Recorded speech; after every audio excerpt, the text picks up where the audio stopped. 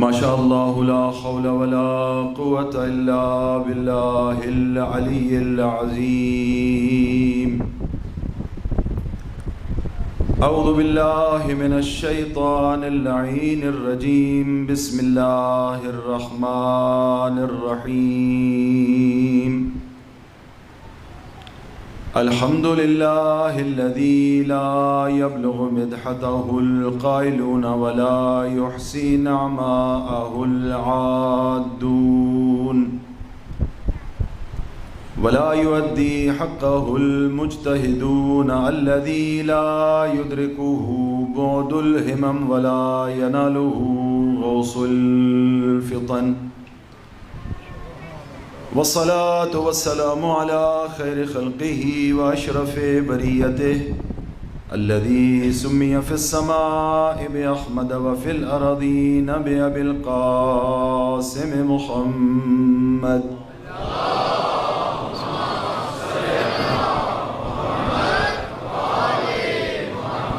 وعلى أهل بيته الطيبين الطاهرين المعصومين المنتجبين المنتخبين المظلومين الذين أذهب الله عنهم الرجس وطهرهم تطهيرا.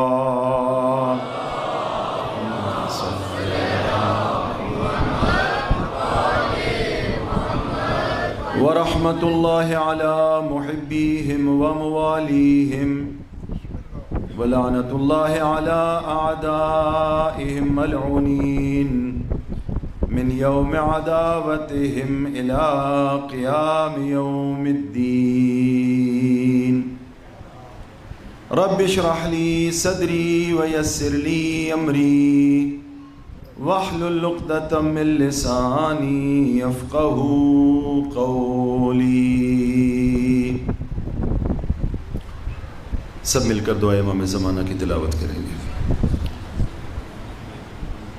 اللہم کن لولیک الحجة ابن الحسن صلواتک علیہ وعلى آبائه في هذه الساعة وفي كل ساعة وليا وحافظا وقائدا وناصرا ودليلا وعينا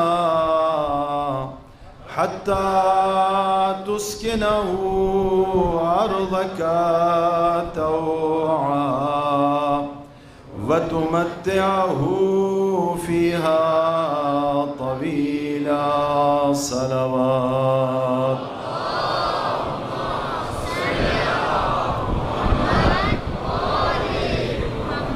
أما بعد فقد قال الله تبارك وتعالى في محكم كتابه ومبرم خطابه وهو أصدق الصادقين. بسم الله الرحمن الرحيم. يا أيها الذين آمنوا اتقوا الله وكونوا مع الصادقين. صلوات.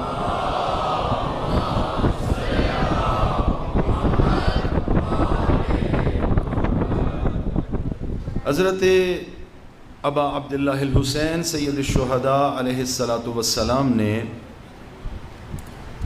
اپنے اس الہی انقلاب کے اور نہضت الہیہ کے مختلف مراحل میں مختلف خطوط تحریر فرمائے، خط لکھے، قبیلوں کے افراد کو خط لکھے، اپنے اعزاء اور اپنے اقرباء کو خط لکھے، خطبات بھی ارشاد فرمائے اور وصیت کے جملے بھی خط کی صورت میں تحریر فرمائے.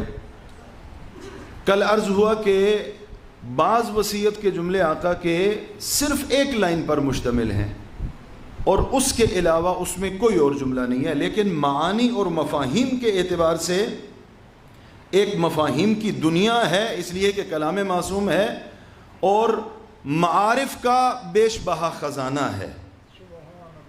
حضرت محمد حنفیہ کے نام ایک وصیت نامہ ہے اس میں فرمایا من حسین ابن علی، یہ حسین ابن علی کی طرف سے ہے، اور محمد حنفیہ کے نام ہے، محمد حنفیہ کے نام حسین ابن علی کا یہ وصیت نامہ ہے، یہ خط ہے، یہ تحریر ہے۔ کیا ہے تحریر؟ آقا نے لکھا اعلم کأن الدنیا لم تکن وکأن الآخرۃ لم تزل والسلام۔ توجہ فرما رہے ہیں، اعلم کأن الدنیا لم تکن وکأن الآخرۃ لم تزل۔ پورا انقلاب کربلا، نہضت کربلا، تحریک کربلا، اس کی بنیاد میں یہ ایک جملہ ہے۔ اگر اس کو مختصر کریں تو یہ جملہ ہے، اس کو کھولیں تو آقا کے سارے خطبات ہیں۔ عربی کا ذوق رکھنے والے بیٹھے ہیں، مطالعہ کا شغف رکھنے والے بیٹھے ہیں۔ اعلم، یہ صرف محمد حنفیہ کی طرف نہیں ہے میرا خط، میری وصیت، جو بھی بنی ہاشم کے لوگ ہیں محمد حنفیہ، ان سب کو یہ پیغام پہنچائے گا کہ حسین کیا کرنے کے لیے نکلا ہے اور حسین دنیا کو کس نگاہ سے دیکھ رہا ہے۔ اعلم کأن الدنیا لم تکن، حسین کی نگاہ میں گویا دنیا سرے سے وجود ہی نہیں رکھتی، حسین کی نگاہ میں دنیا سرے سے گویا کہ ہے ہی نہیں۔ وَكَأَنَّ الْآخِرَةَ لَمْ تَزَلْ، اور گویا کہ آخرت اور قیامت یعنی بارگاہ خداوندی ہمیشہ سے تھی اور ہمیشہ ہے۔ پھر عرض کرتا ہوں، کأن الدنیا لم تکن، گویا کہ دنیا سرے سے نہیں ہے۔ وَكَأَنَّ الْآخِرَةَ لَمْ تَزَلْ، آخرت میں کیا ہوگا؟ آخرت میں سب نے ذات حق تعالی کی بارگاہ میں حاضر ہونا ہے۔ توجہ چاہوں گا، آخرت میں سب نے کیا کرنا ہے؟ ذات حق تعالی کی بارگاہ میں حاضر ہونا ہے۔ آپ جو سماعت فرما رہے ہیں، میں جو طالب علم کی حیثیت سے آپ کی خدمت میں گزارشات عرض کر رہا ہوں، یہ عزاخانہ سجانے والے احباب جس انداز میں تعاون فرما رہے ہیں، قربتاً اللہ کام کر رہے ہیں نا، ہم جو کچھ کر رہے ہیں اللہ کی بارگاہ میں حاضر ہونا ہے۔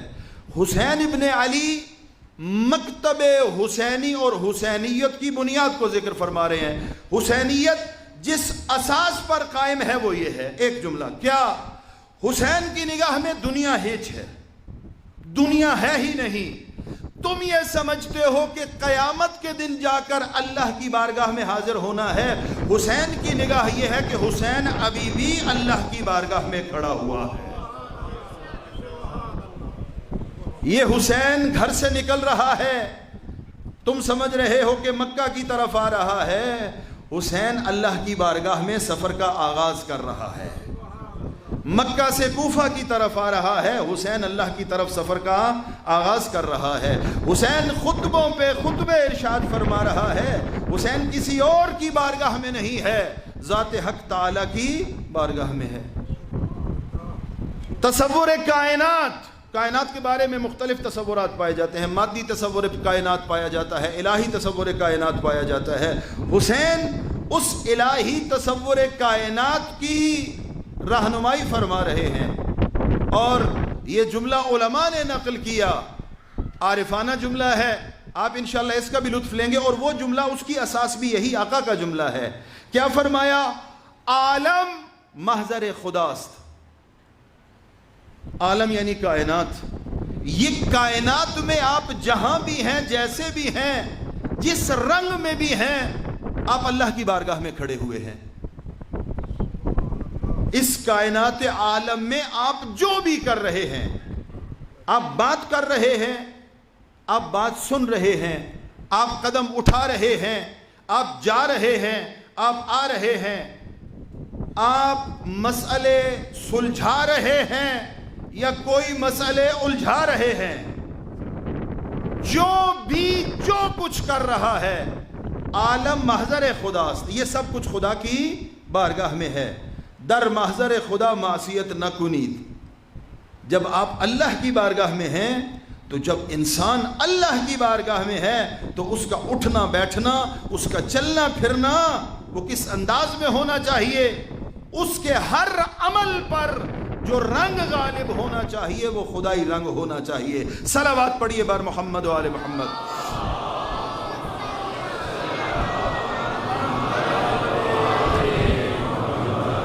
کأن الدنیا لم تکن وکأن الآخرۃ لم تزل والسلام. ختم ہو گیا پیغام، وصیت نامہ ختم ہو گیا. اس کو دیکھ لیجئے اور اس کو باقی خطبات سے ملائیے. بصرہ والوں کے نام آقا سید الشہداء نے خط لکھا. بصرہ والوں کے نام مسلسل خطوط ہیں، مسلسل خطبات ہیں، مسلسل پیغامات ہیں. کل بھی عرض ہوا، آج بھی عرض کر رہا ہوں. انا ادعوکم الی کتاب اللہ و الی سنت رسول اللہ. پہلے جملے میں کیا کہا؟ کہ ان دنیا لم تکن وکأن الآخرۃ لم تزل. بصرہ والوں کے نام جو خط لکھا اس میں ارشاد فرما رہے ہیں انا ادعوکم الی کتاب اللہ. میں حسین ابن علی گھر سے باہر نکلا ہوں اور اس عالم میں نکلا ہوں. کیوں نکلا ہوں مجھ سے سوال کرو، میں جواب دیتا ہوں. انا ادعوکم، میں تمہیں دعوت دے رہا ہوں کتاب خدا کی طرف. حسین کا کوئی قدم، کوئی بات، کوئی حرکت، کوئی عمل وہ قرآن سے جدا نہیں ہوگا. انا ادعوکم الی کتاب اللہ. میں اگر کسی کو یہ کہہ رہا ہوں کہ میرے قریب آ جاؤ تو کتاب خدا کی بنیاد پہ کہہ رہا ہوں. میں اگر کسی کو یہ کہہ رہا ہوں اگر میری مدد اور نصرت نہیں کرتے تو اتنے دور چلے جاؤ کہ میرے استغاثہ کی آواز تمہارے کانوں تک نہ پہنچے تو یہ بھی کتاب خدا کی بنیاد پر کہہ رہا ہوں. انا ادعوکم الی کتاب اللہ. ایک، کتاب خدا کی طرف بلا رہا ہوں. دو، وسنت رسول اللہ. میرے قیام کی بنیاد میں ایک دعوت قرآنی ہے اور ایک سنت مصطفی ہے. میں تمہیں دعوت قرآن دے رہا ہوں، میں تمہیں سنت مصطفیٰ کی طرف بلا رہا ہوں.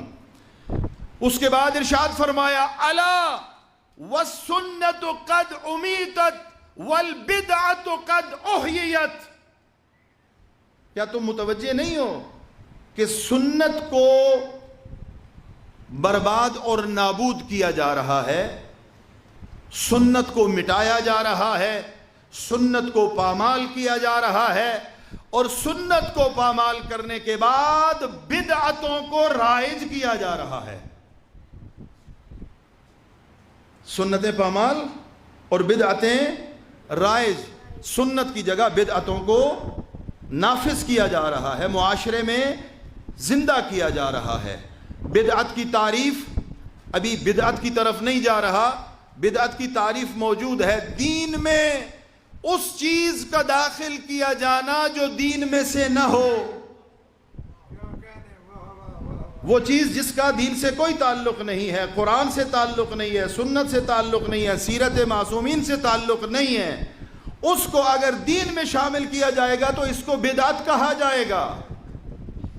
یہ سرکار سید الشہداء کا بصرہ والوں کے نام خط ہے. آقا فرما رہے ہیں الا والسنت قد امیتت، سنت کو نابود کیا جا رہا ہے، والبدعت قد احییت، بدعت کو زندہ کیا جا رہا ہے. ان تسمعوا قولی، اگر تم میری باتوں کو سنو گے، وتتبعونی وتسمعوا اوامری، اور میری پیروی کرو گے اور میرے اوامر کی اتباع کرو گے، اہدکم سبیل الرشاد، ہدایت وہیں پر ہوگی جہاں تم حسین ابن علی کی پیروی کرو گے. اللہ اکبر.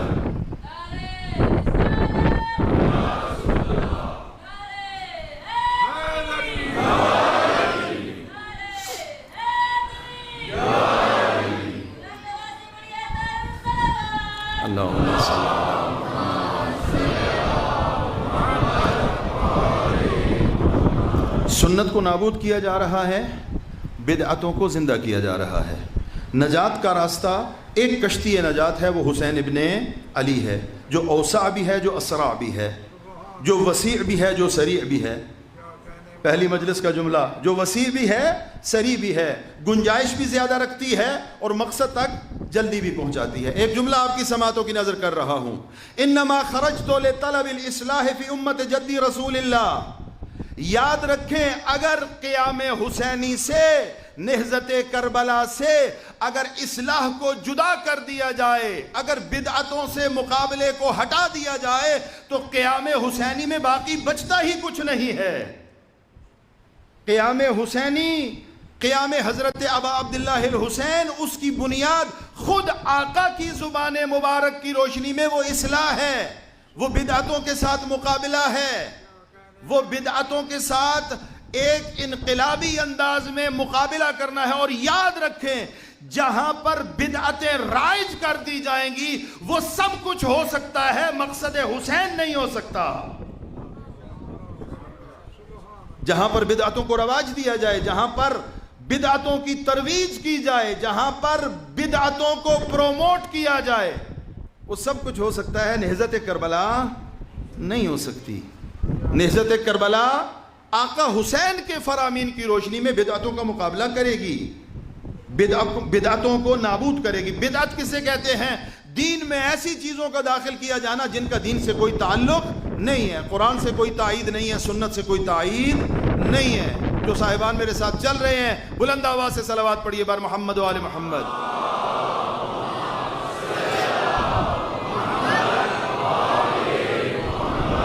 اب یہاں پر بچہ نوجوان عزیز ایک سوال کر سکتا ہے کہ اس زمانے میں کون سی بدعتیں تھیں جن کا مقابلہ کرنے کے لیے آقا سید الشہداء نے قیام فرمایا۔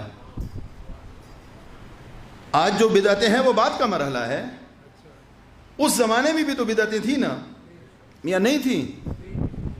یہ درست ہے کہ 1400 سال بعد والی بدعتیں بھی معصوم امام اذن پروردگار سے اپنی معصوم نگاہوں سے دیکھ لیتا ہے۔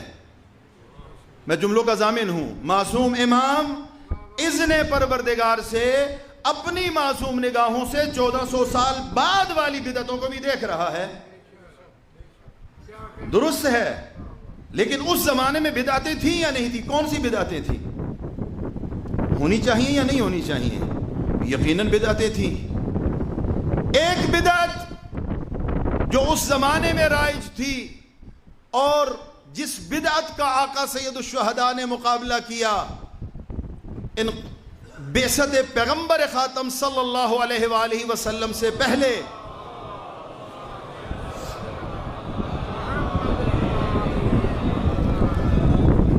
قبائلی نظام کو اہمیت دی جاتی تھی، قبائل کا سسٹم نافذ تھا اور اسی قبائلی نظام کی بنیاد پہ فیصلے کیے جاتے تھے۔ آج بھی دنیا بھر میں یہ قبائلی نظام کی اچھی باتوں کی نفی نہیں ہو رہی، واضح سی بات ہے کہ جو اسلام کے مسلمہ اصولوں سے ٹکرانے والی باتیں ہیں ان کی نفی ہو رہی ہے۔ اتنا سخت نظام تھا یہ قبائلی کہ جس میں جس قبیلے کی افرادی قوت زیادہ ہوتی تھی، کثرت افراد کی بنیاد پہ وہ قبیلہ ممتاز بنتا تھا۔ میرے افراد کی تعداد زیادہ ہے، میرے آج کی تعبیر کے مطابق میرے ووٹ زیادہ ہیں، چونکہ میرے ووٹ زیادہ ہیں لہذا معاشرے میں مجھے یہ مقام ملنا چاہیے۔ قرآن نے یکسر اس کو تبدیل فرما دیا۔ قرآن نے کہا نہیں، اندازہ لگائیے کہ عرب معاشرے میں قبیلے کے تفوق اور برتری کو پرکھنے کے لیے دیکھا جاتا تھا کہ اس کے افراد کتنے ہیں، ایک کے 1000 افراد ہیں، ایک کے 1500 افراد ہیں، جس کے 1500 افراد ہیں اس کو زیادہ مرتبہ ملے گا۔ فرض کریں دونوں کے 1500 افراد ہیں، پھر کیا کیا جائے گا؟ پھر کہتے تھے جاؤ ان کے قبرستان دیکھو، جس کی قبریں زیادہ ہیں، جس کی قبریں زیادہ ہیں اس کو زیادہ اہمیت ملے گی۔ یہ جاہلیت کا نظام تھا۔ قرآن نے اور پیغمبر خاتم نے اس کے ساتھ مقابلہ کیا اور کہا کہ نہ، یہ دنیا کا بنایا ہوا اور جاہلیت کا بنایا ہوا نظام تو ہو سکتا ہے، الہی نظام نہیں ہو سکتا۔ قرآن نے کہا ان اکرمکم عند اللہ اتقاکم، معیار فضیلت تقوی الہی ہے، تم میں سے جو متقی ہے وہ زیادہ اہمیت رکھتا ہے۔ وہ کہتے تھے کہ فلاں قبیلے والا عرب جو ہے وہ عجم پر فضیلت رکھتا ہے، اور پھر عربوں کے اپنے قبیلوں میں بہت زیادہ اختلاف تھا، یہ بڑے قبیلے والا، یہ چھوٹے قبیلے والا ہے، اس کے چولہے اتنے زیادہ ہیں، اس کے افراد اتنے زیادہ ہیں۔ قرآن نے یکسر اس کو ختم کر دیا۔ دولت اور ثروت اور جاہ و حشم کی بنیاد پر فیصلہ کیا جاتا تھا کہ کس کے پاس پیسہ زیادہ ہے، کس کے پاس دولت زیادہ ہے. یہ جب اسلام آیا، اسلام کے آنے کے بعد ابو جہل، ابو لہب اینڈ کمپنی، توجہ فرما رہے ہیں، اس کی تو اجازت دے دیں مجھے، اس کی تو اجازت دے دیں. ابو جہل، ابو لہب اینڈ کمپنی، یہ سارے برباد ہو گئے، ڈیفالٹ ہو گئے سارے، اس لیے کہ ان کے اس نظام کی ساری بنیاد پیسہ، دولت، سرمایہ، ثروت، کس کے پاس غلام زیادہ ہے، کس کے پاس کنیزیں زیادہ ہیں، یہ معیار تھا. اللہ نے فرمایا کنیزیں زیادہ ہیں، غلام زیادہ ہیں، دولت زیادہ ہے، ثروت زیادہ ہے، جاہ و حشم زیادہ ہے. سورہ سبا میں ارشاد فرمایا تمہاری نظر میں یہ معیار فضیلت ہو سکتا ہے، اللہ کے نزدیک ان میں سے کوئی بھی معیار فضیلت نہیں ہے. سورہ سبا کی 31 نمبر یا 37 نمبر، مجھے تھوڑا اشتباہ ہو رہا ہے، وہاں پر اللہ نے ارشاد فرمایا نہ تمہارا مال نہ تمہاری اولاد، ان میں سے کوئی بھی تمہیں اللہ کے قریب نہیں کرے گا. اللہ کے قریب کیا کرے گا؟ جو خوف خدا دل میں رکھتا ہے، جو تقوی الہی رکھتا ہے. حسین ابن علی نے اس نظام کے خلاف قیام فرمایا. توجہ چاہوں گا، حسین ابن علی نے ایک جملہ کہا تھا، کل عرض کیا، اريد ان آمر بالمعروف وانہا عن المنکر واسیر بسیرت جدی و ابی. میں اپنے نانا کی سیرت پہ چلوں گا، میں اپنے والد بزرگوار کی سیرت پہ چلوں گا، اس لیے کہ وہاں لے کے جانا ہے جہاں مصطفیٰ لے کے آئے تھے. یہ میرے ہاتھوں کو دیکھیں، آج بھی ہمارے معاشرے میں بعض محفلوں میں بیٹھتے ہیں، ان محفلوں کا سارا موضوع گفتگو کیا ہوتا ہے؟ آپ کے پاس کتنا پیسہ ہے، آپ کے پاس کتنی دولت ہے، آپ کا بینک بیلنس بڑا ہے یا نہیں بڑا، آپ کی افرادی قوت بڑی ہے یا نہیں بڑی، آپ کے پلاٹس میں اضافہ ہوا ہے یا نہیں ہوا. آدھا گھنٹہ بیٹھے، پونا گھنٹہ بیٹھے، بخار چڑھ جاتا ہے بندے کو، کیونکہ اس موضوع کے علاوہ کوئی بات کرنے کو اور کچھ نہیں ہے. ایک جملہ آپ کی سماعتوں کی نظر کروں، بعض لوگ اتنے فکری غریب ہوتے ہیں جن کے پاس دولت کے تذکرے کے علاوہ کچھ بھی نہیں ہوتا، فکری اعتبار سے غریب ہیں، دیوالیاں ہیں فکری اعتبار سے. بھائی یہ ضروری ہے، اس کا انکار نہیں ہے، یہ ہونا چاہیے، لیکن مثال کشتی اور پانی کی ہے. دنیا، مال، دولت، ثروت یہ ہونا چاہیے، لیکن مثال کیسی ہے؟ کشتی اور پانی کی، کہ کشتی پانی کے بغیر آگے نہیں بڑھتی، لیکن کشتی کے نیچے پانی ہونا چاہیے. پانی کشتی کے اندر آ جائے گا، کشتی غرق ہو جائے گی. دنیا مومن کے لیے ہونی چاہیے، مومن دنیا کے لیے نہیں ہونا چاہیے. درود پڑھیے بار محمد و آل محمد.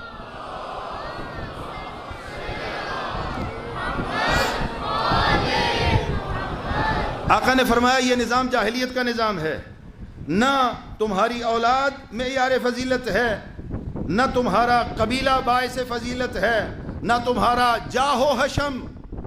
اس وقت ایک اور چیز تھی، وہ یہ تھی کہ تبعیض، عورت کو حیثیت دینے کو تیار نہیں تھے، عورت کو مقام دینے کو تیار نہیں تھے. قرآن کہتا ہے کہ جب کسی کو خبر دی جاتی کہ اللہ نے اسے بیٹی دی ہے، اس کا چہرہ سیاہ پڑ جاتا. یہ نظام تھا، اس کی طرف دوبارہ پلٹ رہے تھے. یہ جاہلیت کا نظام ہے جہاں پر بیٹی کی خبر ملنے سے چہرہ سیاہ پڑ جاتا ہے۔ پیغمبر خاتم نے کیا کیا؟ نہ فقط اس کو باطل قرار دیا، بلکہ جب اللہ نے پیغمبر کو بیٹی عطا فرمائی تو پیغمبر نے بیٹی کا اس احترام یوں کر کے دکھایا کہ جب بیٹی محفل میں آتی ہے پیغمبر کی باپ ہو کر، یا رسول اللہ کیا احترام ہے آپ کا؟ نہ فقط یہ کہ مسند چھوڑتے ہیں، آگے بڑھ کر اٹھ کر بیٹی کا استقبال کر کے دنیا کو یہ پیغام دیتے ہیں، بیٹی کو دیکھ کر چہرہ سیاہ ہونے والے اور ہیں، بیٹی کا احترام کرنے والے اور ہیں۔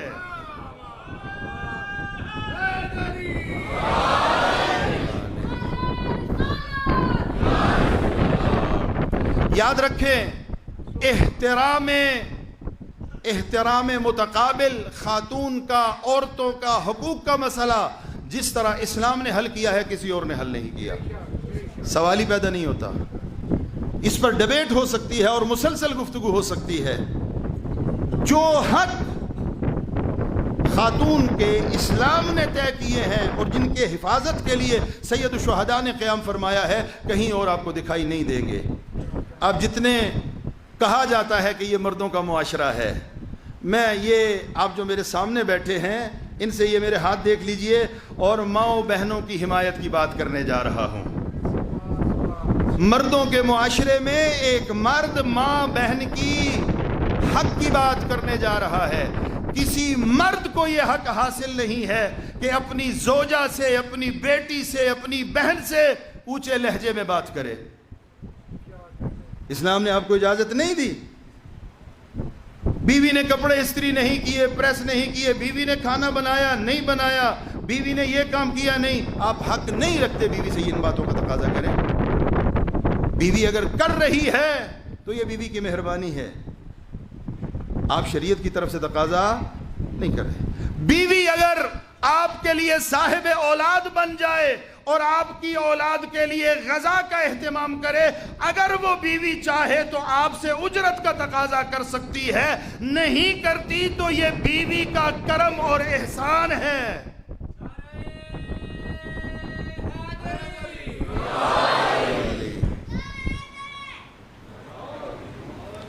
ہاتھ بلند کر کے نعرہ حیدری، یہ اس ننھے مجاہد کی طرف سے میں نے نعرہ لگایا ہے۔ صلوات پڑھیے بار محمد و آل محمد۔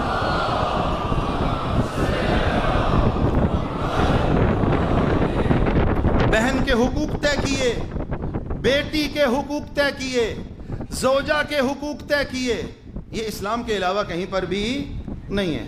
غربی معاشرہ جس کی چکا چوند اور جس کی چمک ہمارے بچوں نوجوانوں کو متاثر کر جاتی ہے، وہاں پر خاتون اور عورت کو ایک کھلونے کے علاوہ کوئی اور حیثیت حاصل نہیں ہے، کوئی اور حیثیت نہیں ہے۔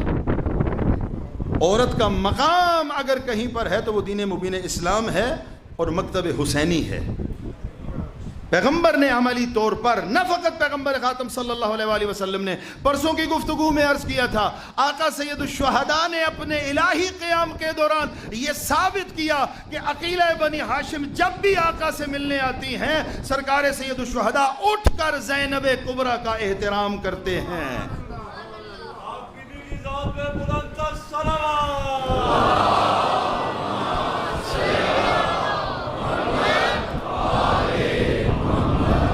نہ تمہاری ذات اور افرادی حیثیت میں عیار ہے، نہ تمہارا جاہ و حشم میں عیار ہے۔ اور اس زمانے میں، زمانہ جاہلیت میں، عہدہ اور منصب اگر مانگا جاتا تھا، تلاش کیا جاتا تھا تو صرف اس لیے کہ بڑا عہدہ ہے۔ اسلام نے اس کی بھی نفی کر دی۔ عہدہ، اقتدار اس لیے اہمیت نہیں رکھتا کہ وہ اقتدار ہے، اقتدار اس لیے اہمیت رکھتا ہے کہ بنی نوع انسان کی خدمت کے کام آئے۔ اقتدار کی ذاتی کوئی حیثیت نہیں ہے، اقتدار برائے اقتدار نہیں ہے، اقتدار برائے خدمت ہے۔ اور آقا سید الشہداء نے اپنے اس الہی قیام میں اس کو بھی سامنے رکھا اور اس کو آگے لے کے چلے۔ یہ چیزیں اس معاشرے میں پیغمبر خاتم صلی اللہ علیہ وآلہ وسلم کے بعد ناپید ہو رہی تھی، آقا سید الشہداء نے ان کو زندہ کرنے کے لیے قیام فرمایا۔ صلوات پڑھیے بار محمد و آل محمد۔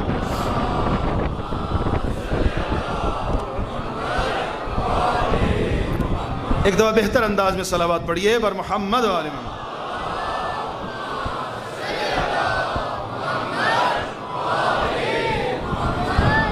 اور یہ بات صرف آقا سید الشہداء کی زندگی تک محدود نہیں ہے.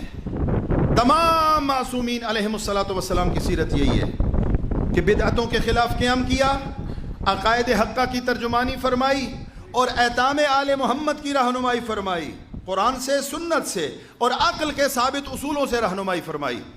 ایک واقعہ آپ کی خدمت میں عرض کر کے زحمت تمام کروں گا اور مصائب کی طرف منتقل ہو جاؤں گا.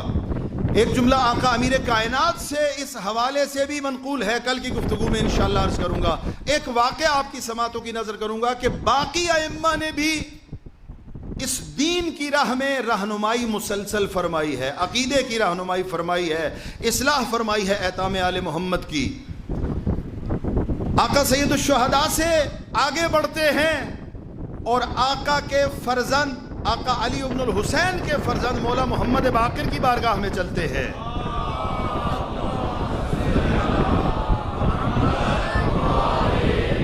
بچے، نوجوان عزیز خاص توجہ فرمائیں. آقا تشریف فرما ہے، آقا محمد باقر علیہ الصلوۃ والسلام، محفل ہے، اصحاب بیٹھے ہوئے ہیں. یہ قال الباقر قال الصادق کی محفل ہے انشاءاللہ، یہ بھی چونکہ ان کے فرمان نقل ہو رہے ہیں. آقا بیٹھے ہیں، ایک ضعیف العمر چاہنے والا آقا کا عصا ہاتھ میں ہے، عصا ہاتھ میں لے کر آقا کی بارگاہ میں آیا اور مسجد ہے جہاں پہ تشریف فرما ہے وہاں دروازے پہ رک گیا، سلام کیا، سلام کر کے خاموش ہو گیا. پھر سلام کا جواب جب آقا محمد باقر نے دیا، جو حاضرین بیٹھے ہوئے تھے اس گھر میں، ان کو سلام کیا، ان سے بھی جب جواب لے لیا سلام کا تو آقا کی خدمت میں عرض کرتا ہے، فرزند پیغمبر مجھے اجازت چاہیے کہ میں آپ کے قریب آ جاؤں. آقا نے فرمایا میرے قریب آ جاؤ. ضعیف العمر ہے، مجلس حسین، مکتب علی و بطول، مکتب صادق آل محمد و باقر العلوم، اس کا یہ پیغام ہے، لے کے جائیے. آقا کے قریب آیا اور قریب آ کر کہتا ہے فرزند پیغمبر میں ضعیف العمر ہو چکا ہوں، میری عمر کافی ہو چکی ہے، میں نے ساری زندگی کچھ عقیدوں پر گزاری ہے، ساری زندگی میرا کچھ عقیدہ رہا ہے اور میں اپنے عمل کو اس عقیدے کے مطابق انجام دیتا رہا ہوں. میں یہ چاہتا ہوں کہ آپ کی مقدس بارگاہ میں اپنا وہ عقیدہ پیش کروں، آپ میرا عقیدہ سن لیں. اگر آپ فرمائیں گے کہ میرا عقیدہ صحیح ہے، یہ روایت کے لفظ نہیں ہے، میں عرض کر رہا ہوں سمجھانے کے لیے، اگر آپ فرمائیں گے تو عقیدہ صحیح ہے تو میری باقی زندگی آسانی سے گزر جائے گی. ایک سبق یہ ہے کہ اگر میری عمر زیادہ بھی ہو جائے تو اپنے عقائد کا سوال کسی عالم سے کر لینا چاہیے، اپنی طرف سے عقیدہ بنانا نہیں چاہیے. پریشان تو نہیں ہو رہے؟ ہمیں عقیدہ بنانے کا حکم نہیں ہے، میں طالب علم کی بات کر رہا ہوں. ہمیں عقیدہ بنانے کا حکم نہیں ہے، ہمیں عقیدہ بتانے کا حکم ہے. آج کل مشکل ہے، عقیدہ بتایا کم جاتا ہے، بنانا آسان ہے، بنانے کی کاوش زیادہ کی جاتی ہے. ضعیف العمر ہے، کہتا ہے میں نے ایک عقیدے پہ زندگی گزاری ہے، تصدیق فرمائے یہ عقیدہ درست ہے یا نہیں. آقا نے کہا بیان کرو.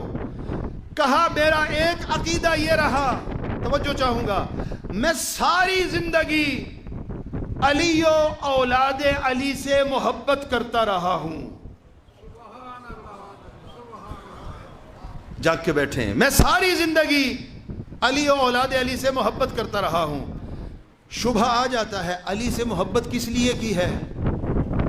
آقا امیر کائنات کو جب ظاہری خلافت ملی تھی نا، کچھ لوگ اس ظاہری خلافت کے زمانے میں آقا کے پاس پہنچ گئے ایک بڑی لمبی فہرست لے کے، علی یہ بھی یہ بھی یہ بھی یہ بھی. آقا نے فرمایا اگر علی ہے تو یہ بھی نہیں، یہ بھی نہیں، یہ بھی نہیں، یہ بھی نہیں. اگر علی ہے تو وہی ہوگا جو اللہ چاہتا ہے. علی کی زندگی میں وہی ہوگا جو حکم خدا ہے. آقا میں ساری زندگی آپ کے جد علی سے اور اس کی اولاد سے محبت کرتا رہا ہوں. ساتھ فوراً کہا آقا یہ محبت کسی غرض اور لالچ کی وجہ سے نہیں تھی، بلکہ علی و اولاد علی سے محبت اس لیے کی ہے چونکہ ہیں ہی لائق محبت۔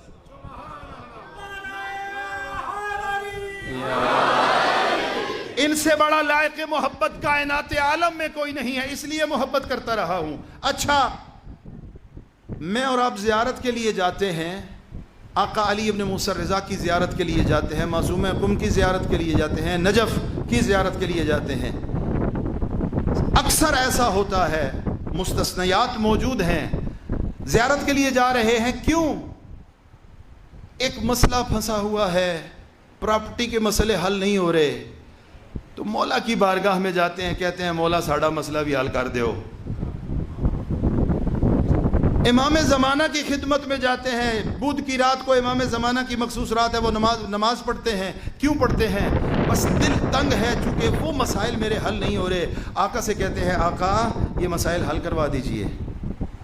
یہ زیارت جانا، یہ امام سے توسل کرنا، یہ آپ کے اور میرے مسائل حل کرنے کے لیے ہے، امام کے لیے کب گئے ہم؟ آج کی تعبیر بھی عرض کروں، بچوں کے لیے آسان کر دوں، گویا کہ ہم امام معصوم کو صرف اور صرف آج کی تعبیر میں ایک ATM سے زیادہ حیثیت دینے کو تیار نہیں ہے۔ کاروبار کا مسئلہ حل ہو گیا، امام مہربانی فرمائیں۔ خاندانی نظام کا مسئلہ الجھ گیا، مولا حل فرمائیے۔ امام کے لیے، خود امام کو امام کے لیے کب یاد کیا ہے؟ کب یاد کیا ہے امام کے لیے؟ یہ ایک سوال ہے۔ یہ فوراً کہتا ہے کہ آپ سے اور آپ کے جد سے محبت اس لیے کیا ہے کہ آپ لائق محبت ہیں، آپ کے علاوہ کوئی لائق محبت نہیں ہے۔ یہ میرا ایک عقیدہ ہے۔ دوسرا عقیدہ کیا ہے؟ آقا ساری زندگی جو آپ سے دشمنی رکھتے ہیں، میں ان کو ان کا بغض و کینہ دل میں رکھ کے زندگی گزارتا ہوں۔ جو آپ کو اچھا نہیں سمجھتے، جتنے بڑے بھی ہوں، میری نظر میں ان کی کوئی حیثیت نہیں ہے۔ آقا یہ ان کی نفرت میرے دل میں اس وجہ سے نہیں ہے کہ میری ان سے کوئی مخالفت ہے، جو آپ کا نہیں ہے وہ جو بھی ہو وہ ہمارا نہیں ہے۔ یہ میرا دوسرا عقیدہ۔ اور تیسرا عقیدہ، آقا آپ کے جد کی روایات میں ایک ذکر آتا ہے کہ کوئی آپ کی نسل سے آئے گا جو دنیا کو عدل و انصاف سے بھر دے گا، اور اس کا انتظار کرنا عبادت قرار دیا گیا ہے۔ آقا میں ہر لمحے اس کا انتظار کرتا رہتا ہوں، یہ میرا تیسرا عقیدہ ہے۔ 3 عقیدے ہو گئے۔ چوتھا عقیدہ اور زحمت تمام، آقا میں ہر اس کو حلال کہتا ہوں جسے آپ نے حلال بتایا ہے، اور ہر اس کو حرام کہتا ہوں جسے آپ نے حرام بتایا ہے۔ انی لا احلل حلالکم و احرم حرامکم، میری نگاہ میں حلال وہ ہے جسے آل محمد و آل محمد نے حلال کیا ہے، اور حرام وہ ہے جسے محمد و آل محمد نے حرام کیا ہے۔ محمد کا حلال کیا ہوا قیام قیامت تک حلال ہے، اور محمد نے جسے حرام کہہ دیا وہ قیام قیامت تک حرام ہے۔ آقا یہ میرے 4 عقیدے ہیں۔ آپ یہ فرمائیے کہ ان عقیدوں پہ جو زندگی میں نے گزاری، وہ زندگی صحیح گزری ہے یا اس زندگی میں کوئی خلل ہے، تاکہ میں توبہ کروں اور اپنے اعمال کی اصلاح کروں۔ مولا محمد باقر نے فرمایا، اے سوال کرنے والے ضعیف العمر، میں اپنے بابا سید سجاد کی بارگاہ میں بیٹھا ہوا تھا، یہی سوال لے کر ایک شخص میرے بابا سید سجاد کی خدمت میں آیا تھا، میں تجھے وہی جواب دیتا ہوں جو میرے بابا سید سجاد نے دیا تھا۔ اگر یہ 4 عقیدے لے کے تو زندگی بھر عمل کرتا رہا اور اس دنیا سے تو رخصت ہو گیا، معصوم فرما رہے ہیں، تو اس دنیا سے اس عالم میں رخصت ہوگا کہ جب تجھے قبر میں اور لحد کے حوالے کیا جائے گا، وہاں تجھے پریشانی اس لیے نہیں ہوگی کہ محمد و آل محمد کے انوار تیرا استقبال کرنے کے لیے تیری قبر میں آ جائیں گے۔ اگر تو ان عقیدوں کے مطابق زندگی گزارتا رہا تو قبر میں تجھے کوئی پریشانی نہیں ہوگی۔ یہ کہتا ہے آقا، اس کو دوبارہ ارشاد فرمائیں۔ مولا نے دوبارہ ارشاد فرمایا یہ ہوگا یہ ہوگا یہ ہوگا. تیسری مرتبہ اس نے دہرایا ان جملوں کو کہ میں نے جس عقیدے پہ زندگی گزاری ہے یہ ہوگا یہ ہوگا یہ ہوگا. آگے بڑھا, آقا کا دست مبارک تھاما, اپنے سینے پہ رکھا, آنکھوں سے لگایا اور آقا کے پاؤں پہ گر گیا اور روتے ہوئے کہا کہ اب مجھے اس زندگی سے اور کچھ نہیں چاہیے. میرا ایک عقیدہ تھا, اس عقیدے کی تصدیق باقر العلوم نے کر دی. یہ کہتے ہوئے اور روتے ہوئے مسجد سے باہر نکلا. جب وہ مسجد سے باہر چلا گیا, امام محمد باقر نے اپنے اصحاب کو مخاطب کیا اور مخاطب کر کے یہ ارشاد فرمایا من اراد ان ينظر الى رجل من اہل الجنہ فلینظر الى ھذا. او میرے صحابیوں, دنیا میں بیٹھ کر اگر کسی جنتی کو دیکھنا چاہتے ہو میرے اس صحابی کو دیکھ لو.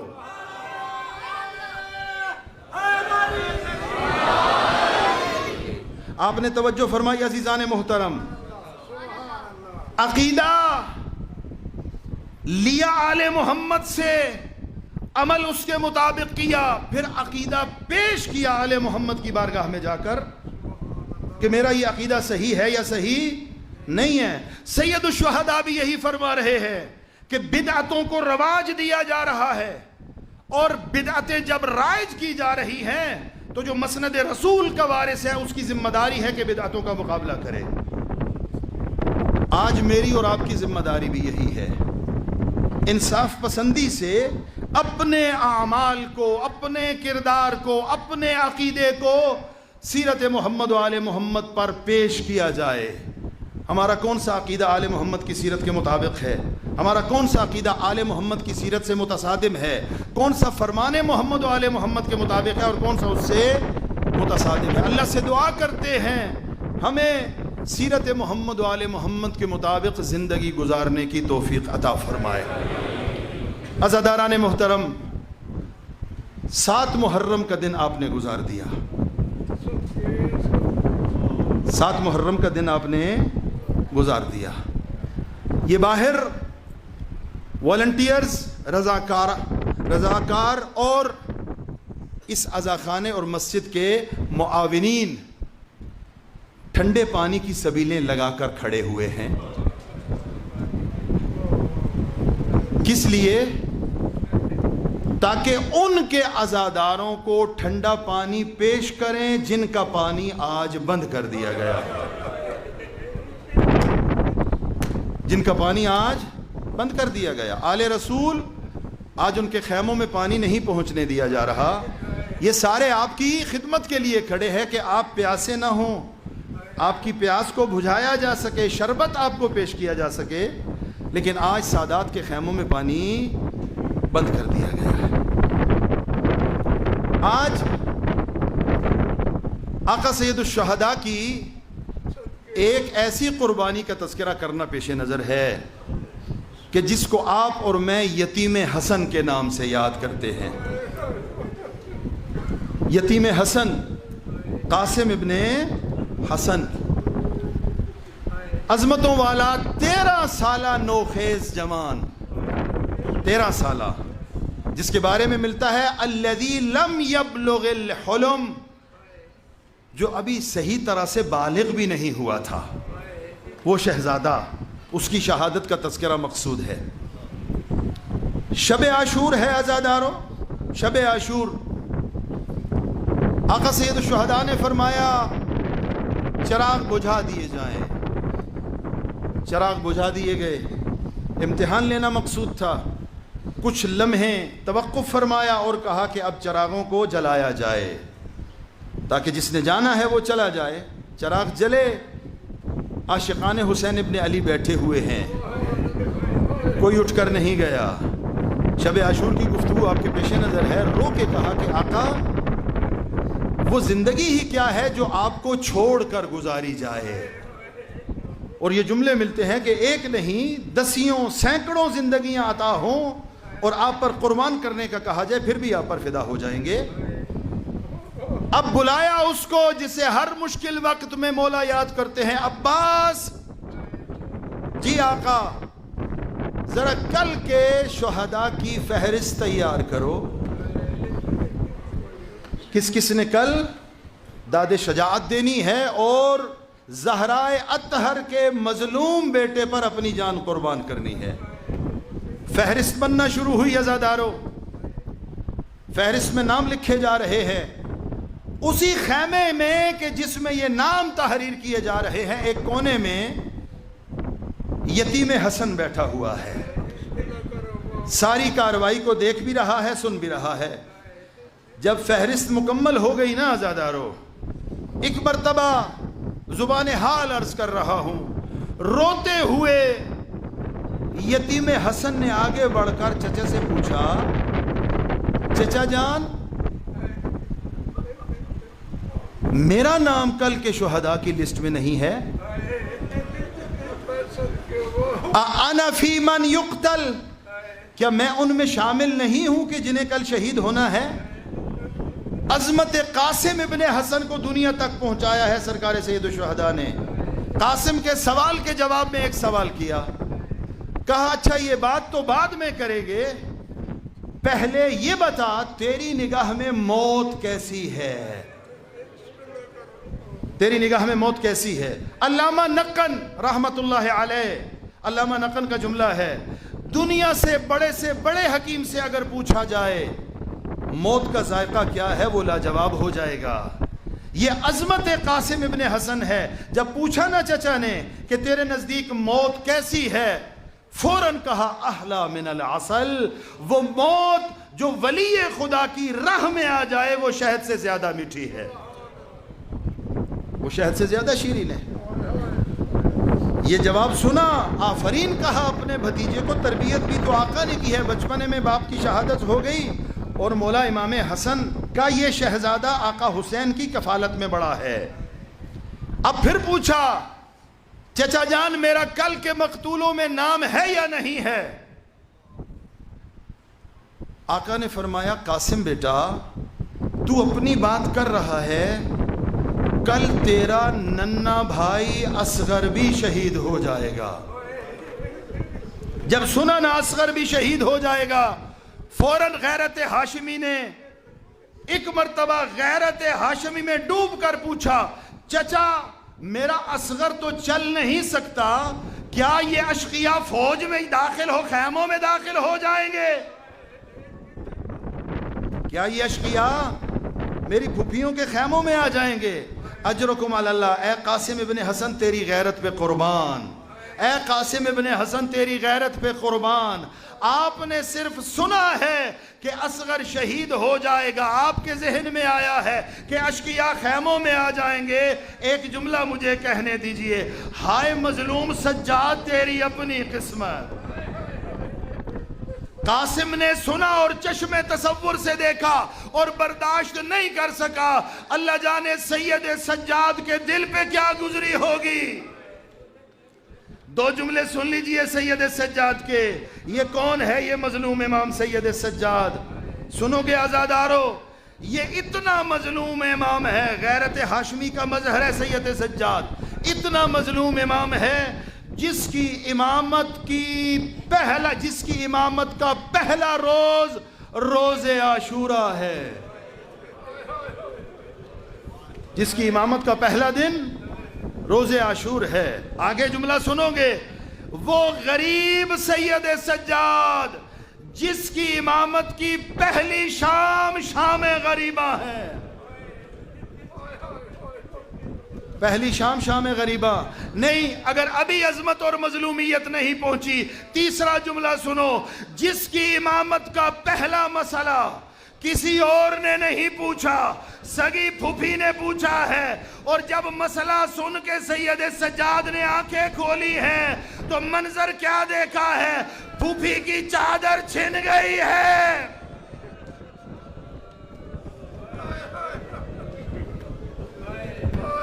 اور پھوپھی پوچھ رہی ہے، یہ بتا خیموں میں جل کے مر جائیں؟ اجرکم اللہ. ہاں اے قاسم ابن حسن، آپ کی عظمت پہ قربان، آپ کی غیرت پہ قربان. آپ نے سنا لیکن آپ سے برداشت نہیں ہوا. ہائے سجاد تیری اپنی قسمت, برہنہ سر پھپھیوں کے ساتھ, کبھی کوفہ کے دربار, کبھی کوفہ کے بازار, کبھی شام کا بازار. اجرکم علی اللہ, اجرکم علی اللہ.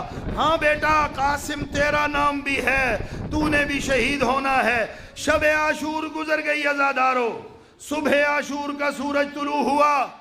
اب قاسم ابن حسن بار بار چاہتا ہے کہ اپنی قربانی پیش کرے, بار بار چاہتا ہے. کبھی چچا کے ادھر آ جاتا ہے, کبھی بائیں طرف آ جاتا ہے.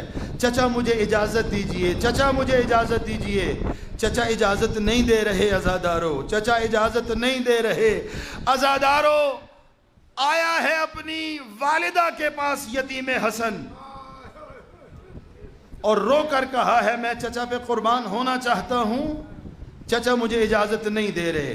عظمت ام فروہ سنیں گے عزادارو؟ میں نے نجف کے ایک عالم دین کا جملہ سنا. ام فروہ سے جب کہا نا بیٹے نے کہ میں قربان ہونا چاہتا ہوں, چچا اجازت نہیں دیتا, رو کر کہتی ہے بی بی میں تو زینب ام کلثوم کی کنیز ہوں, میں زینب ام کلثوم کی کنیز ہوں. جا اپنی پھوپھیوں کے پاس چلا جا, پھوپھیوں سے شفاعت کی امید کر, پھوپھیاں تجھے اجازت لے کے دیں گی. شرم کر کے نہ روئے عزادارو. بس عزادارو پھوپھیوں کے پاس آیا, اجازت نہیں ملی. اب یتیم بچے بڑے حساس ہوتے ہیں نا, جب اجازت نہیں ملی نا, خواہش پوری نہیں ہوئی, خیمے کے ایک کونے میں جا کر قاسم ابن حسن بیٹھ گیا, سر اپنے زانوؤں میں رکھ لیا اور بیٹھ گیا قاسم ابن حسن. اجازت نہیں مل رہی, چچا پہ قربانی کا موقع آیا ہے. اچانک یاد آیا کہ میرے پدر بزرگوار نے ایک تعویذ میرے بازو پہ باندھا تھا, میرے بازو پہ ایک تعویذ باندھا تھا, اور یہ کہا تھا کہ قاسم بیٹا جب تیرا دل بہت اداس ہو جائے, جب تو بہت پریشان ہو جائے اور اس پریشانی سے نکلنے کا راستہ تجھے سجھائی نہ دے, اس تعویذ کو کھول لینا. عزادارو اس تعویذ کو کھولا, تحریر پڑھی, کیا لکھا ہوا ہے؟ اے میرے لال قاسم, ایک وقت آئے گا جب تو میرے بھائی حسین کے ساتھ کربلا جائے گا, وہ وقت ہوگا جب میرا بھائی تنہا رہ جائے گا, کوئی اس کا مددگار نہیں ہوگا. اے میرے قاسم اس وقت چچا پہ اپنی جان قربان کر دینا. یہ تحریر پڑھی, آنکھوں سے لگایا, تحریر لے کے اپنی ماں کے پاس آئے. اجرکم علی اللہ, اجرکم علی اللہ. اماں جان یہ تحریر ہے. بی بی نے تحریر پڑھی, لے کے چلی مولا حسین کے پاس. اب حسین مولا نے تحریر کو دیکھا, بھائی کی تحریر پہچانی, آنکھوں سے تحریر کو لگایا, بوسہ لیا. علامہ نقل فرماتے ہیں تحریر سے پہلے حسین بھیجنے کا حق نہیں رکھتے تھے, پڑھنے کے بعد روکنے کا حق نہیں رکھتے. پڑھنے سے پہلے بھیجنے کا حق نہ تھا, پڑھنے کے بعد روکنے کا حق نہیں ہے. تحریر میں کیا لکھا ہوا ہے؟ اے میرے حسین جب تو تنہا رہ جائے, جب تو اکیلا رہ جائے تو اس قاسم کو میری طرف سے قبول کرنا. اجرکم علی اللہ, اجرکم علی اللہ. عزادارو جملہ سنو گے, میری طرف دیکھو خدا کے لیے, جملہ سنو گے عزادارو. حسن کو بڑی محبت ہے حسین سے, حسن مولا کو حسین سے بڑی محبت ہے. دلیل پوچھو مجھ سے, جس وقت آقا حسن مجتبیٰ کو زہر مل گئی تھی, زہر ملی ہے جب, جگر کے ٹکڑے کٹ کٹ کے باہر آ رہے ہیں, عباس بھی موجود ہیں, حسین بھی موجود ہیں, بیبیاں بھی موجود ہیں, سب گریہ کر رہے ہیں, سب کو روتا ہوا دیکھا ہے حسن مولا نے. لیکن جو ہی حسین نے رونا شروع کیا, جو ہی حسین نے رونا شروع کیا, بڑی نقاہت کے عالم میں اپنا ہاتھ اٹھا کے حسین کے شانے پہ رکھا اور ایک جملہ کہا. حسین کیوں گریہ کر رہا ہے؟ کہا آپ میرے خاندان کے سرپرست ہیں, آپ بڑے ہیں, آپ کو زہر دیا جا چکا ہے, آپ پہ گریہ نہ کروں تو کیا کروں. حسن مولا نے کہا میری طرف دیکھ حسین, میں کہاں پر ہوں, میں اپنے گھر میں ہوں, میں اپنے گھر میں ہوں, میرے سر پہ میرا چھت باقی ہے, میری زینب میرے سامنے ہے, میرا عباس میرے سامنے ہے, میں اگر پانی مانگوں تو مجھے شربت دیں گے, لیکن لا یومک یومک یا ابا عبداللہ, اے حسین تیرے جیسا دن کسی کا نہیں, زینب کھڑی ہوگی لیکن رونے نہ دیا جائے گا, سکینہ رونا چاہے گی لیکن رونے نہ دیا جائے گا. اجرکم علی اللہ. ہاں عزادارو, بڑی محبت ہے حسن کو حسین سے. قاسم کی تحریر پڑھی آقا نے, اب روکنے کا حق نہیں ہے, اجازت مل گئی. اب قاسم کو تیار کرنے کا مرحلہ آیا. میرے جملوں کی طرف توجہ فرمائیے گا. قاسم کو تیار کرنے کا مرحلہ آیا. تیار کیا گیا. کیسے تیار کیا؟ عزادارو, مقتل یہی کہتا ہے کہ اتنا نوخیز جوان تھا, کوئی بھی زرہ قاسم کے بدن پہ پوری نہیں آتی تھی. قاسم کے بدن پہ کوئی بھی زرہ پوری نہیں آتی تھی. اب حسین نے کیا کیا؟ حسین نے امامے کا کپڑا لیا, درمیان سے چاک کیا, قاسم کے گلے میں ڈالا, اور ایک حصہ اس طرف اور دوسرا حصہ سینے کے دوسری طرف ڈال دیا. قاسم نے پوچھا چچا یہ اس طرح سے کیوں رکھا ہے؟ رو کے کہا بیٹا یہ یتیموں کی نشانی ہے, یہ یتیموں کی نشانی ہے. شاید دشمن سمجھ جائے کہ یہ یتیم حسن ہے جس کو لایا جا رہا ہے. بس عزادارو میری طرف دیکھو, قاسم کو سوار کرنے کا مرحلہ آیا. قاسم کو سوار کرنے کا مرحلہ آیا. اتنا نوخیز جوان ہے, حسین نے اٹھا کے سوار کیا. حسین نے اٹھا کے سواری پہ بٹھایا. اب دشمن کا صحافی کہہ رہا ہے میں خیام حسینی کی طرف دیکھ رہا تھا, میں خیام حسینی کی طرف دیکھ رہا تھا. ایک جوان ایسا باہر نمودار ہوا, دیکھ کے مجھے لگا 14ویں کا چاند نمودار ہو گیا ہے. آپ نے توجہ نہیں کی, 14ویں کا چاند خیام حسینی سے نمودار ہوا ہے. ارے جو دشمن کی نگاہوں میں 14ویں کا چاند ہے, اللہ جانے ماں کی نگاہ میں وہ کیا ہوگا. اجرکم علی اللہ. جس کو دشمن 14ویں کا چاند کہہ رہا ہے, اللہ جانے ماں کی نگاہ میں کیا ہوگا. عزادارو قاسم آیا ہے, رخصت کیا ہے قاسم کو, لیکن منظر کیا ہے؟ علامہ اظہر حسن زیدی صاحب جملہ یوں بیان کرتے ہیں, حسین نے قاسم کو روانہ کیا. اب منظر کیا ہے؟ قاسم کو روانہ کر کے حسین ریت کے ٹیلے پہ آ گئے. قاسم کو رخصت کر کے حسین ریت کے ٹیلے پہ آ گئے. حسین کی نگاہ قاسم پر ہے, زینب در خیمہ پہ آ گئی, ام فروہ مصلی عبادت پہ آ گئی. قاسم کو رخصت کیا, قاسم کی نگاہ فوج اشقیہ پر, حسین کی نگاہ قاسم پر, زینب کی نگاہ حسین پر, اور ام فروہ کی نگاہ زینب پر. اب یہ منظر ذہن میں رکھو. اب آیا ہے قاسم, 30 کی تعداد بھی ہے, 30 سے زیادہ کی تعداد بھی ہے, تیر انداز کھڑے ہیں. قاسم نے بہت سے لعینوں کو فی النار کیا. ان تیر اندازوں نے قاسم کے بدن کا نشانہ لیا, قاسم کے بدن کا نشانہ لیا. یہ سارے تیر بڑے ہیں یتیم حسن کے بدن کی طرف. بڑی ذمہ داری سے عرض کر رہا ہوں, آیت اللہ عبد الحسین کا جملہ ہے. کہا کچھ تیر تھے, کچھ نیزے تھے, کوفہ سے کوئی 300 افراد اپنے ساتھ تھیلوں میں پتھر بھر کے لائے تھے. 300 افراد اپنے ساتھ پتھر بھر کے لائے تھے. تیر والوں نے تیر مارے, پتھر والوں نے پتھر مارے, جس کے پاس جو تھا اس نے وہ مارا. اب یتیم حسن اپنی سواری پہ سنبھل نہیں سکا. عزادارو اب منظر کیا ہوا ہے؟ جو ہی قاسم سے زین چھوٹی ہے، قاسم نے کہا چچا میری مدد کو آئیے.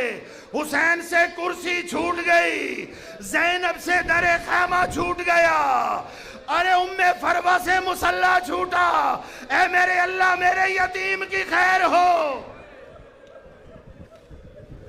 اجرکم اللہ اجرکم اللہ. ایک مرتبہ اشقیاء نے ہجوم کیا قاسم کے بدن کی طرف. حسین مولا اٹھے قاسم کی طرف بڑھے. جب قاسم کے بدن کے قریب آئے عزادارو، کیا دیکھا حسین نے دیکھا ایک لعین شمشیر اٹھا کے قاسم کا بدن سر سے جدا کرنا چاہتا ہے. اب زحمت تمام کر رہا ہوں. حسین نے وار کیا، اس کا ہاتھ کٹا. اس لعین نے اپنے ساتھیوں کو بلایا میری مدد کو. جب یہ آواز گونجی، ایک مرتبہ دائیں کے گھوڑے بائیں چلے گئے، بائیں کے گھوڑے دائیں چلے گئے. درمیان میں یتیم حسن. اجرکم اللہ اجرکم اللہ. درمیان میں یتیم حسن. عزادارو جب خاک بیٹھی، گرد بیٹھی، حسین آگے بڑھے. منظر کیا دیکھا؟ میں نے زحمت تمام کر دی. حسین آگے بڑھے، منظر کیا دیکھا؟ یتیم حسن زمین پر ایڑیاں رگڑ رہا ہے. یتیم حسن زمین پر ایڑیاں رگڑ رہا ہے. حسین مولا آگے پہنچے، یتیم حسن کو سینے سے لگایا اور لے کے چاہا کہ خیام کی طرف بڑھ جائیں. میں نے کیا عرض کیا تھا؟ یہ وہ یتیم تھا جسے حسین نے اٹھا کر سواری پر بٹھایا تھا، لیکن جب اٹھایا تو منظر کیا ہے؟ سینہ سینے سے لگا ہے لیکن پاؤں زمین پہ خط دے رہے ہیں. اللہ جانے گھوڑوں نے کیا کیا ہے یتیم حسن کے ساتھ کہ جس کو اٹھا کے سوار کرایا اب اس کے پاؤں زمین پر خط دے رہے ہیں. آیا ہے مولا لے کر اس خیمے میں جسے گنج شہداء کا نام دیا گیا. گنج شہداء کا نام. پہلے ایک بدن وہاں پر موجود ہے. وہ کون ہے؟ وہ ہم شکل پیغمبر اکبر کا بدن ہے. عزادارو روایت کے یہی جملے ہیں. آخری جملہ زحمت تمام. اکبر کے بدن کے پہلو میں حسین نے قاسم کا بدن رکھ دیا. اکبر کے بدن کے پہلو میں قاسم کا بدن رکھا. پھر کیا کیا حسین نے؟ اپنی غربت کا نوحہ پڑا. کیسے؟ درمیان میں حسین بیٹھا ہے، درمیان میں حسین بیٹھا ہے. ادھر زینب آ گئی، ادھر ام کلثوم آ گئی، ادھر ام فروہ آ گئی. کسی نے ماتم نہیں کیا. ابھی حسین نے زینب کو دیکھا. زینب کبھی اکبر کو دیکھتی ہے، کبھی قاسم کو دیکھتی ہے. حسین نے دیکھا زینب کو اور کہا زینب گریہ کرنا چاہتی ہے، نوحہ میں پڑھتا ہوں، اب اس کے بعد گریہ کرنا. کیا نوحہ پڑھا؟ ایک ہاتھ اکبر کے سینے پہ رکھا، دوسرا ہاتھ قاسم کے سینے پہ رکھا، سر بلند کیا، کہا میرے اللہ حسین غریب ہو گیا، حسین کا اکبر بھی مارا گیا، حسین کا قاسم بھی مارا گیا. الا لعنت اللہ علی القوم الظالمین.